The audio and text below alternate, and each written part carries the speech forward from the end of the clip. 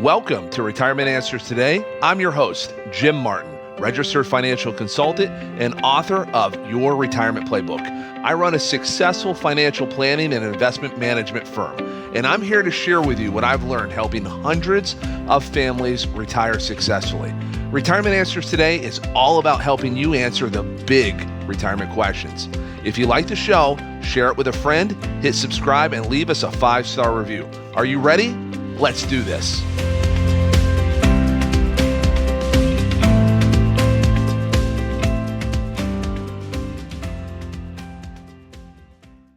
Hi, and welcome to Retirement Answers Today. My name is Jim Martin. I'm your host. I am joined by the one and only Justin Swisher today. Justin is a financial advisor at our firm, Martin Wealth Solutions. Justin, how are you today, sir? I'm doing good, Jim. How are you doing today? I'm doing great. Thanks for joining. I appreciate you being here. You know, Justin, you've had, I don't know if it's the honor or privilege, but you certainly had the opportunity to sit in now on hundreds of client meetings and folks who come in and ask lots of questions. And one of the questions we always get are people that want to know, hey, I've reached a certain age and I have a certain amount of money. Can I retire? And I thought it'd be a lot of fun today to go over kind of a hypothetical situation. And Justin, you have a chance to run our financial planning software, and we use a variety of different softwares, but I figured we could use one of our simplest ones for the folks who watch us on YouTube and kind of go through a scenario of a hypothetical couple that's out there. Does that sound all right today, Justin? Yeah, sounds great. You feel up to the task.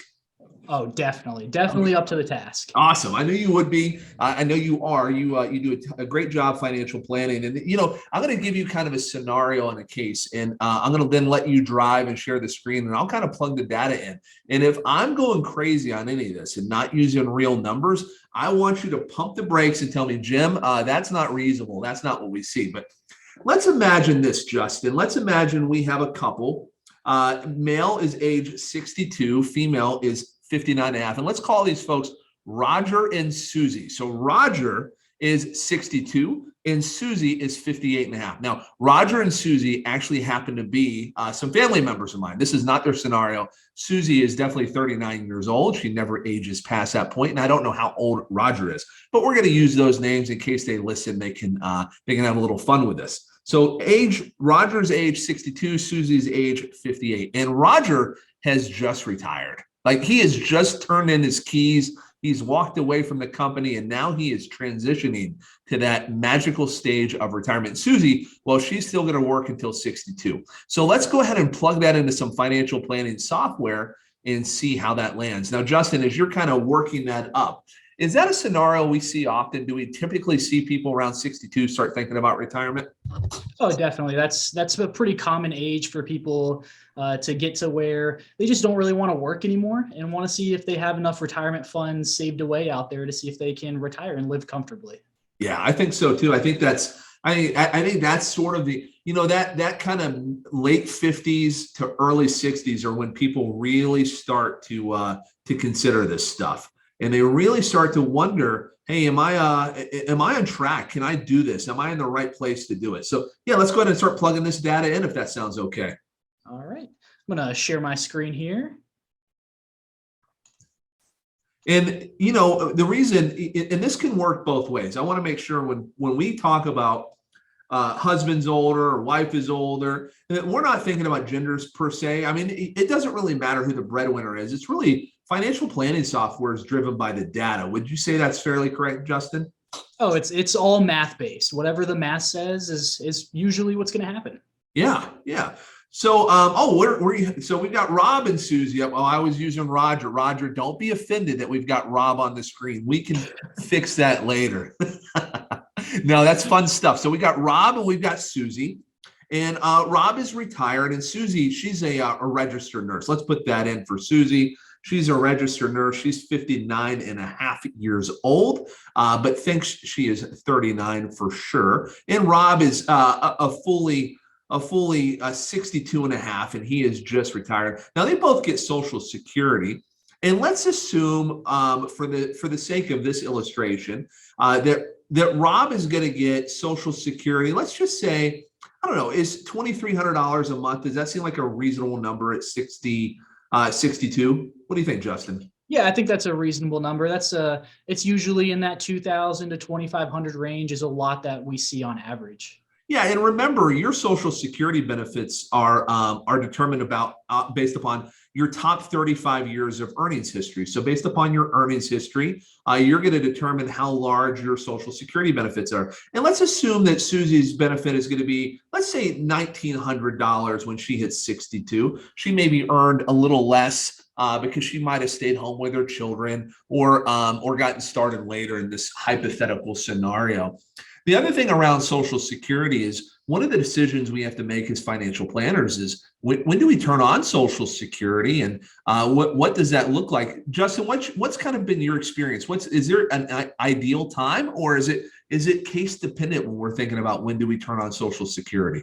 Oh, it really just depends. It depends on a lot of different factors out there, and we'll probably go through some of those in this conversation. But it's really just a math equation and what makes the most sense. Sometimes one person will turn it on and the other will wait it out a few more years. Sometimes both of them will wait it out a few more years. It really depends. Yeah, it is very case dependent, and there's no one size fits all approach to Social Security. In fact, understanding how your Social Security benefits work and then understanding when to turn those on could help you enjoy the retirement you've always dreamed of. So it's really important when you're making these decisions on when do you turn on Social Security. You do this not in a vacuum. You do this in the context of understanding how much income do you need, where are your assets located. There's a lot of question marks when you think about Social Security and how do you claim that? But for today's example, we're not going to do a lot of legwork on Social Security analysis.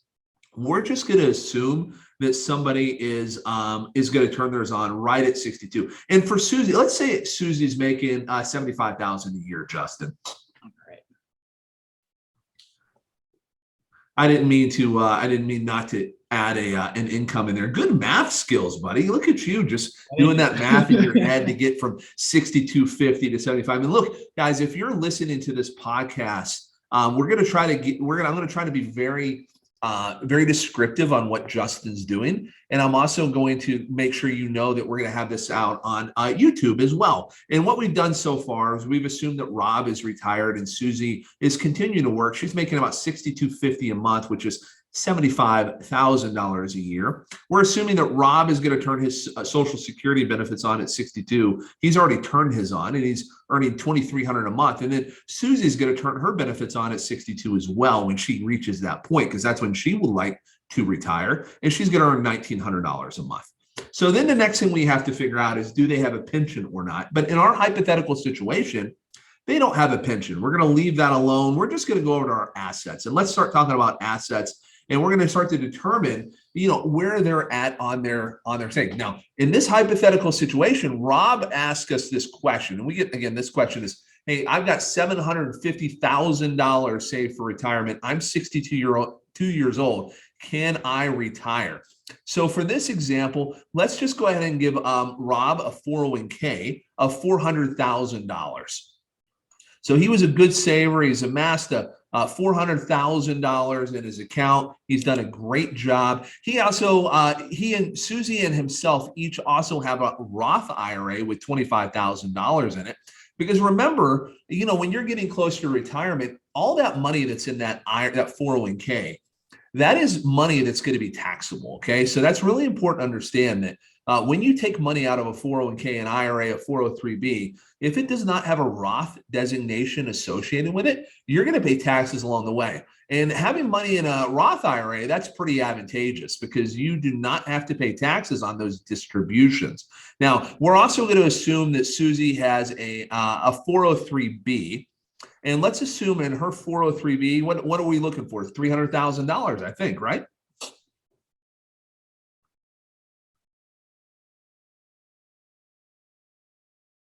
There we go, $300,000 in Susie's 403b.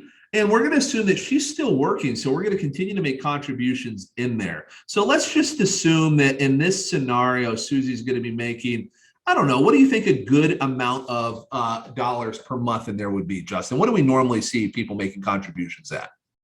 We see wide range of monthly contributions, usually in the range, depending, probably about $1,000 is what we typically see. Yeah.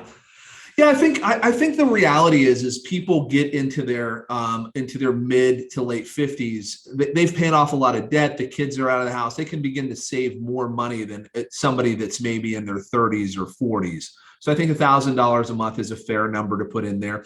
And we'll also add some assets. Let's assume they have a house that's valued at $500,000 and they have money in the bank at $50,000 as well. And we're not gonna apply this. So one thing we need to understand is generally money that's in the bank, it's there for car purchases, emergencies. It's real money. It has value, but it's probably not something that we're going to assume we're going to use, in the retirement plan, unless we had to, right? Like you're not going to use this unless everything else is burned down and this is the only money you have left. The next things we're going to want to think about is how much money do they need every month. Now, look, if somebody has additional income, we'd want to add that here as well, but we're not going to add that for today. Let's go over to expenses, because the reality is Rob and Susie want to have a good retirement. Like they really want to have a good retirement. So let's figure out, what do you think a good dollar amount for a solid retirement would be, Justin? I think a solid amount's about $5,000 a month. Yeah, and that's after taxes, right? Yeah. So that's like, think about this. $5,000 a month is what, $60,000 a year. That's about let's say $72,000 before taxes. So, this number is all over the place. And this is an interesting part of financial planning when we get to it. A lot of people, they ask, hey, I've got this dollar amount, Jim, can I retire? And the answer is always like, well, maybe. And the maybe depends on how much money you need every month. You can retire with a little bit of money if you don't need a lot of money. I mean, that's the reality. What do you see when you do these plans, Justin? I mean, again, it ranges, just depending on what people used to do for work and how much income they were receiving. So again, it's another answer that is just, it depends. Yeah, I think it's fair. And I think one of the things where people get off track on is they sometimes think that, hey, I've been making, $120,000 a year, $10,000 a month. I can live on $3,000 a month. What do you think? Has that been your experience, that's just kind of crazy talk a little bit?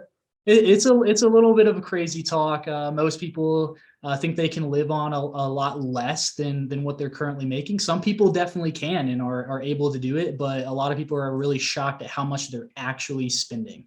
Yeah, an easy way to do this math is, guys, take a look at how much you bring home every month. So take a look at how much you bring home every month, and then take a look at what's left over at the end of the month. That's what you're spending. You can do it on an annual basis too. You can take that times it by 12 and then see how much you have in your checking and savings account. Look, if in this hypothetical scenario, Rob and Susie are actually spending almost everything they're making, right? Because that doesn't mean they're not saving along the way. They certainly are, but the reality is they have $50,000 saved, and that's a lot of money. But let's be honest, that buys a car today. That's not huge amounts of money. So actually, Justin, for this scenario, I want to increase their income. I think $5,000 a month is a good number, but let's go ahead and pop that in at $6,000 a month, because I think that people sometimes misjudge how expensive retirement is. Remember, every day in retirement is a Saturday. It is this day where you don't have to wake up because of an alarm clock.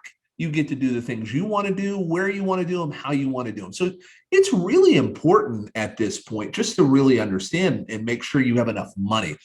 The other thing we factor in is inflation. Justin, why 3.24 on this one? Why are we factoring in inflation at 3.24%? We like to use historical averages when we run numbers like this, and obviously inflation's a little high at the moment, but we always tend to use the 108-year historical average, like where inflation is, to really bake it in, because if we're running inflation here in 2021, it has 7%. If we're running inflation numbers at 7% every single year, it's just going to blow up every single plan out there. Yeah. Yeah, no, there's almost no plan that can survive a 7% stacked inflation forever, unless you have just saved a mountain of money, and even then it becomes difficult. But Justin's right. You look at that 108-year average of inflation is 3.24%, and the 10-year average, even with our high inflation, is only 2.14 because we had so many flat years of inflation. But I think around the 3%, 3.5%, that's where you want to factor in inflation. We're not going to see inflation at the rates we're at forever, I would suspect, or at least we hope not. All right, well, very good. I think the next thing we want to look at is what, Justin? I think we want to go over rate of returns for the assets that we have in here. Yeah, we kind of skipped over that, didn't we? I'm sorry. I was just jumping ahead, getting excited. Let's take a look at rate of return, because the other thing that's going to be important is we're thinking about assets are factoring in rates of return. So what kind of rate of return are you going to get on your money? And the fact is, before retirement, we like to put in 7%. Generally speaking, if we take a look at a balanced portfolio, that's what the 10-year averages have been. So we don't want to go in and put, gosh, we're 12% or something like that. We want to be pretty conservative here, because we want to try to break a plan. Like every plan we build, we don't want it just to say, rainbows and roses. We want to say, okay, if we're only able to get a 5% rate of return in retirement, how does that impact your retirement? If we're only able to get a 4% impact or a rate of return in retirement, what does that look like? And let's go ahead and put the house and the money in the bank. Let's add a 1%, because that'll help people's net worth. And I think that's important. We're talking about these things. So again, at our firm, and it's different everywhere, but if you're 5 to 10 years out from retirement, we like to factor in a 7% rate of return. We're gonna still be invested, but we're not going into like really conservative investments, generally speaking. Everybody's different. Want to make sure you understand that it's different. There's no guarantees here. These are just projections. And then after somebody retires, we like to factor in 5% because we want to be pretty conservative. We're trying to get better than 5%, of course. Like our goal for our clients is for them to do as well as they can do. But if it doesn't work out that way, we better have a plan. Wouldn't you say, Justin? Yeah, I think that makes sense. It's really just based on where the client's risk tolerance stands. Yeah, exactly. Look, if somebody is ultra conservative, these numbers would be way too high, right? Like they just would be. But if I ask you a question, like on a scale of 1 to 10, 10 being Vegas, baby, you're a gambler, and 1 being you sleep with your money under your mattress and your gun on your chest, a lot of people are going to say a 4, 5, or 6. That's kind of where the range is. And these are reasonable numbers for somebody in that range with the time horizon that an average 62-year-old holds. Okay, very good. All right, now that we've got our rates of return plugged in, we've got our expenses plugged in, we've got our assets, what else is out there? Yeah, there's a little bit out there. We want to go over and talk a little bit about how taxes would affect you in retirement. Yeah. So we can hop over to that tab. Yeah, let's take a look at that. I think that's an interesting thing. When you're going to build out a financial plan, you don't want to do this in a vacuum of taxes. The fact is taxes are not going away, and more than likely they're going to go up in your lifetime. There's no guarantee of that. We don't know what Congress is going to do, but look, there's $30 trillion in debt. There's a high likelihood we're going to see some increased taxes at some point. So we like to take a hard look at where somebody's taxes are today, but also let's take a look at 2032, Justin, where that right now, based upon our projections, somebody's at a projected 7.93% federal tax rate. But in 2032, let's see where they'd fall. 7.43. So the fact is, a lot of people think, hey, my taxes are going to drop considerably in retirement. But I found that that's not always the case. Do you see the same thing? Yeah, I usually see the same thing. I mean, you're trying to make up for the lack of income that you are used to receiving. So you're going to be withdrawing that from your retirement accounts. That's usually going to count as income. Yeah, exactly. So the important thing to note when you're thinking about tax brackets and you're thinking about where you're at is there are some times you can massage this stuff. You might be able to take distributions from specific accounts and lower your taxes on Social Security or lower your taxes on Medicare. So that we look at these projected tax rates, not because not because we want to try to make people sad, but we want to find these opportunities that exist where we might be able to lower taxes in the future. We think that's a really big deal. So yeah, that's great. So after we go through taxes and we've done that, what's left? Are we gonna take a look and see if they can make it? What do you think? Yeah, I think it's time to hop over to the retirement tab. Let's see if this works. Can they if somebody is 62 years old, they've saved $750,000 and they need $6,000 a month, and we index it for 3.24% inflation, the 108-year average. Justin, drum roll, please. Can they retire? What do you think? Not so bad. All right. Well, here, Justin, kind of walk us through what we're seeing here. Yeah, so what we're seeing here is we're just seeing a retirement fund analysis. It's just a projection of how long those spendable assets are going to last into retirement, into the later early 90s is what we're seeing here. Obviously, we have the net worth statement, and then we have a bunch of numbers down below here that can be a little confusing.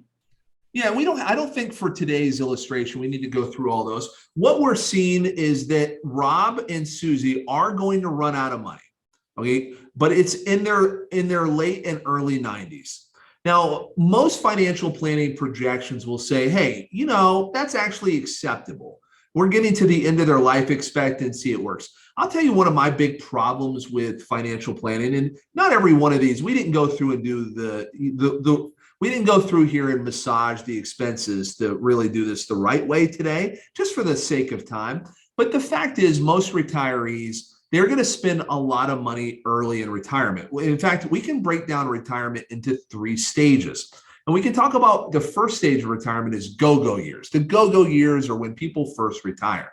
They've got lots of plans. And if they don't have plans, their kids or their spouse are going to give them plans. They're going to fix the deck. They're going to redo the kitchen. They're going to travel. They're going to do all kinds of fun, exciting things.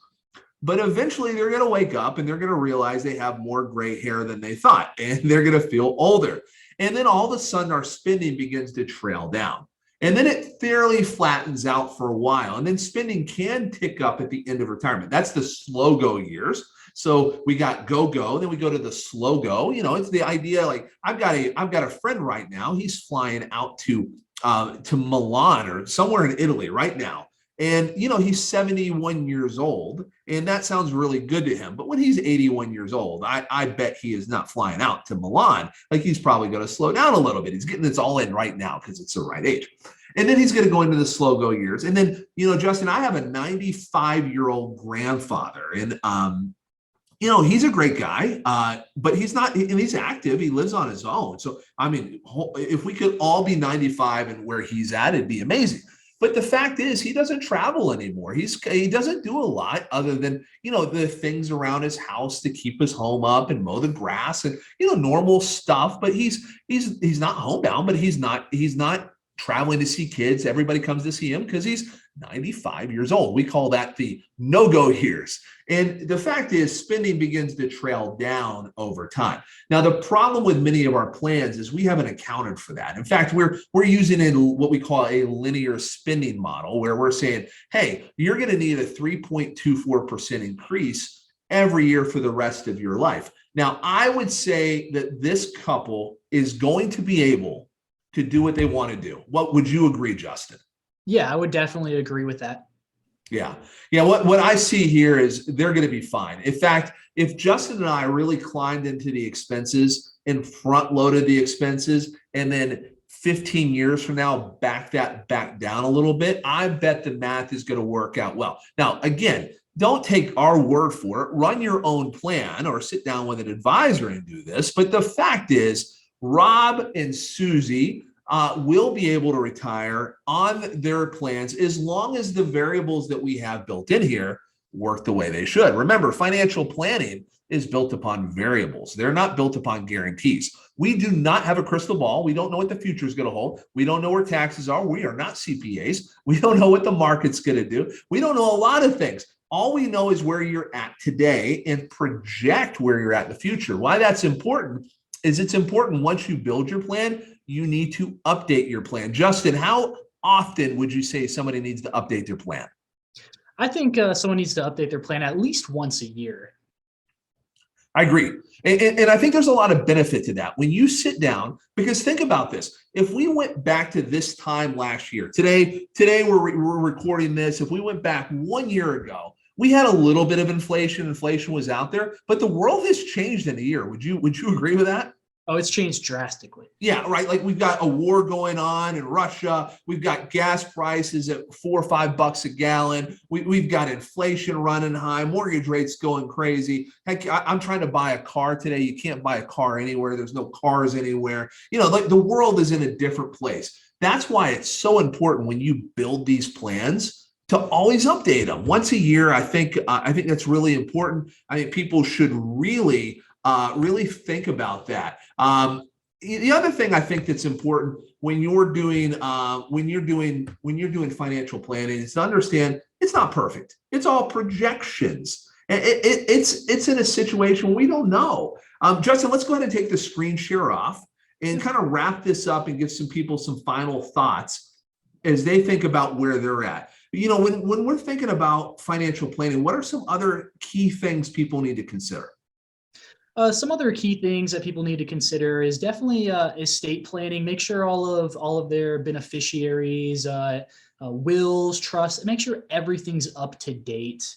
They really need to understand, like you said a couple of minutes ago, that it's not perfect. I like to say it's kind of broken from the get-go, especially with inflation numbers and with a linear projection out into the future. But definitely have to make sure all of the estate planning is up to date and get everything updated at least once a year, or if there's any big changes in someone's life. Yeah. I love what you said there about it's broken from the get-go, but it's better than not having it at all, right? Oh, yeah. I'd rather know that I'm on the right path than not. And I think about this, like my family and I just got back from vacation and we took this hike and I let my 15-year-old navigate. And and on a non-blazed trail, and we got lost like 14 times, like all over the place. But the reality is, we had a map that showed some landmarks, so we were able to get back on track. And that's what a plan does for you. It doesn't keep you on track per se, but it helps you know how to get back on track if you're off. And I think that's really important. I think Justin's point about estate planning is right. The things we didn't go over today that we would want to get into on a full-blown financial plan, and you would as well. You would want to understand healthcare planning. Look, Roger and Suzie are going to retire. How are they going to account for healthcare? So we'd want to factor that in. What are some other things out there that we want? We want estate planning, like Justin said. We want to understand your insurance needs. Have you made plans around that? There is so many things out there that we didn't cover today, but we're just trying to give you the math answer. The math answer is yes, guys, you're going to be able to retire if you're in that specific scenario that we outlined today. But what's really important is you run your specific numbers. You understand where you're at relative to your plan. Now, there's a couple ways you can do that. Look, you can probably do it on your own, but I would say that you're going to have to commit a lot of time to learning this. This is Justin. Justin was a finance major in college. Has been doing this for a bit now, and he learns stuff every day. I've been in this business through 2 decades, and I learn stuff every day. If you're going to do it on your own, I would really I really highly recommend anybody at least go out and pay for a financial plan. Like, pay somebody to do this, because they're going to see things and know things that you haven't thought of. And we're only as good as what we know. And sometimes the biggest risk to retirement is not knowing what you don't know. So I think that's really important. So I think at least there, or engage the services of a financial planner like ourselves to get this done. I think the important thing, though, is to have a plan, and to Justin's point, update that regularly. But the good news, you can retire our fictional Rob and Suzie. So congratulations on a job well done. Hey, I want to thank you for listening to the podcast today. Remember, go check this out on YouTube. Make sure you subscribe to our YouTube channel. We will try to post more videos like this. We hope this was useful. If you want us to run your numbers, if you're in a situation where you're saying, hey, I'd like to know if I can retire, send us your data. You can go on the website, Retirement Answers Today, and just put that in there. You don't have to put your real names. We love to do this. This is a fictional person, but a scenario we see often. So, hey, thanks for listening. Remember, plan well and retire awesome.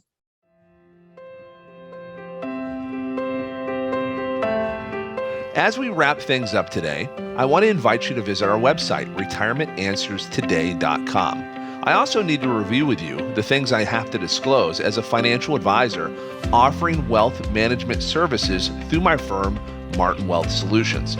You should know that the opinions I discuss here are my own, and like the weather, they can change. The content I provide in the show is for general education purposes only. It's not meant or intended as specific advice, nor do I recommend any special financial products or strategies. You need to talk to a professional before taking action. I can't guarantee that my statements, opinions, or forecasts are always right. Past performance is not indicative of future results. I'm not an attorney, thank God, or a tax professional. And remember, all investing involves risk, including the loss of principal. There is no guarantee that any investment or plan will be successful. See you next week.